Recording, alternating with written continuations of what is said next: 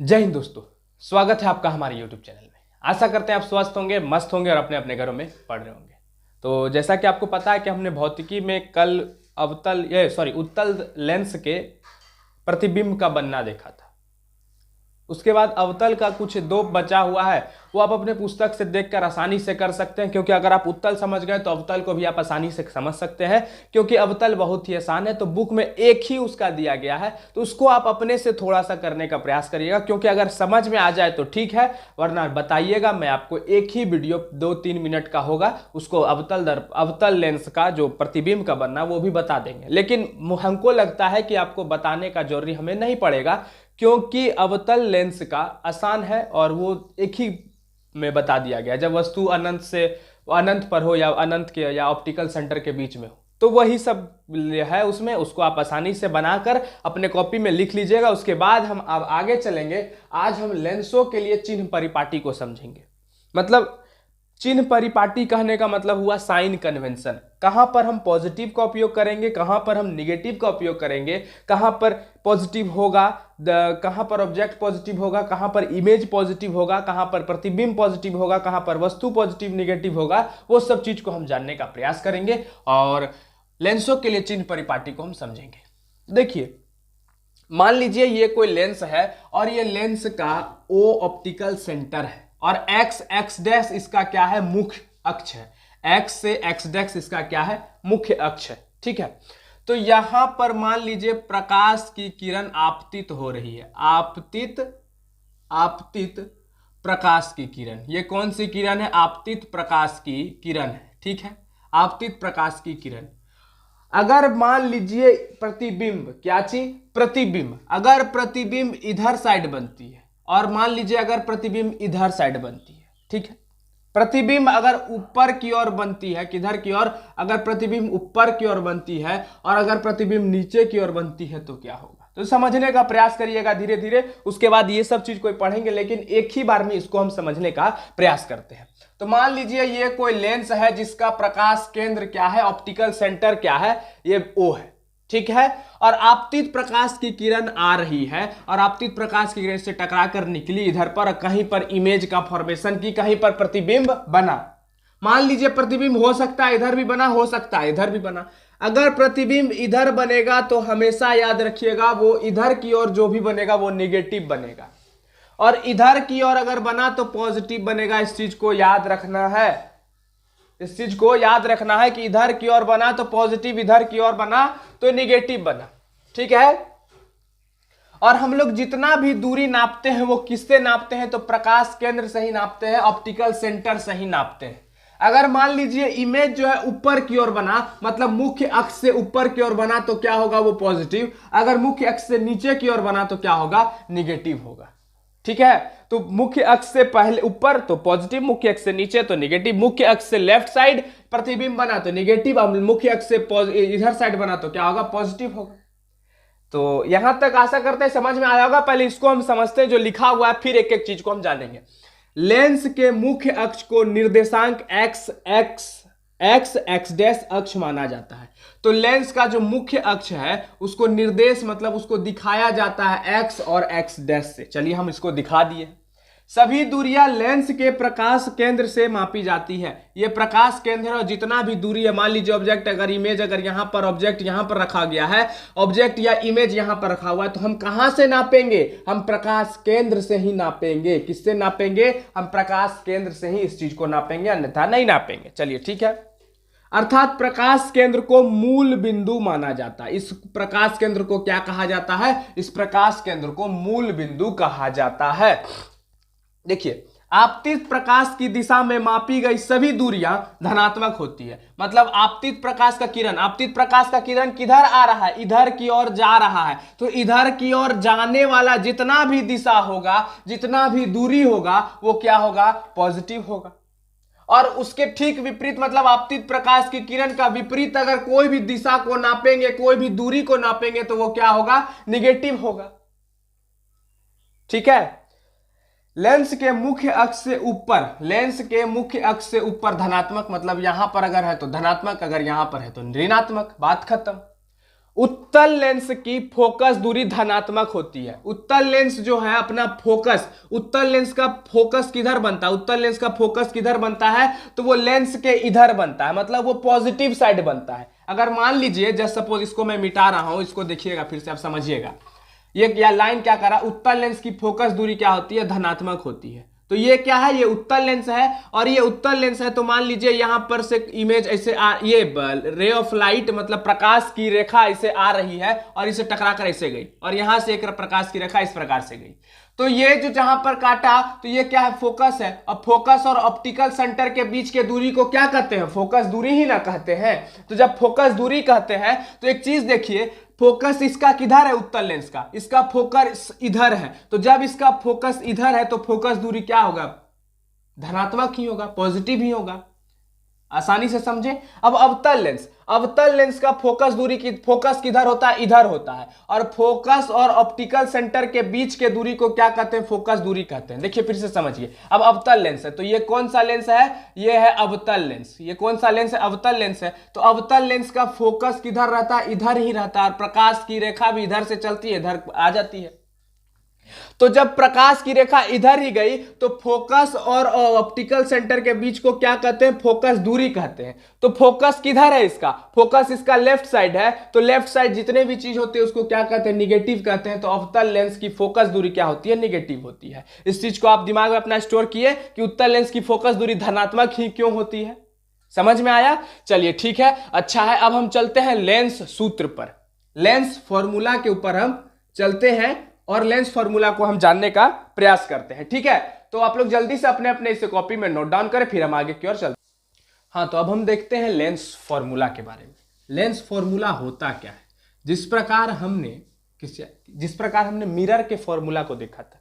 Mirror formula था क्या, 1/f बराबर 1/u प्लस 1/v। मतलब मिरर फॉर्मूला क्या है, 1/f बराबर 1/u प्लस 1/v होता है मिरर फॉर्मूला। तो अब लेंस फॉर्मूला क्या होता है, तो उसी चीज को हम देखते हैं। देखिए ये क्या है, एक उत्तल लेंस है। ये क्या है, यह एक उत्तल लेंस है, और उत्तल लेंस के ठीक सामने एक ऑब्जेक्ट रखा हुआ है। ऑब्जेक्ट को क्या कहते हैं, वस्तु कहते हैं हिंदी में। और ये क्या है, एक वस्तु रखा हुआ है जिसका हाइट OA है। क्या है, OA है। तो इस चीज को देखना है, तो जब इससे एक तरह का प्रकाश का किरण निकलेगा तो वो यहां से मुड़कर फोकस, द्वितीय फोकस से निकलकर जाएगा। फिर यहां से भी प्रकाश की किरण जाएगी और ये 2f2 से पीछे इमेज को बनाएगा। ये चीज हमने उत्तल लेंस के प्रतिबिंब के बनना में इसको पढ़ा था। अब देखिए OA इमेज का हाइट है, तो OA डैश इसका प्रतिबिंब बनेगा। क्या बनेगा, प्रतिबिंब बनेगा। तो हम लोग जानते हैं कि हम लोग जितना भी चीज नापते हैं वो प्रकाश केंद्र के से ही नापते हैं। कहां से नापते हैं, प्रकाश केंद्र से ही नापते हैं। तो इस चीज को याद रखना है। तो प्रकाश केंद्र से वस्तु की दूरी को हम क्या बोलते हैं, u बोलते हैं, और प्रकाश केंद्र से प्रतिबिंब की दूरी को हम क्या बोलते हैं, v बोलते हैं।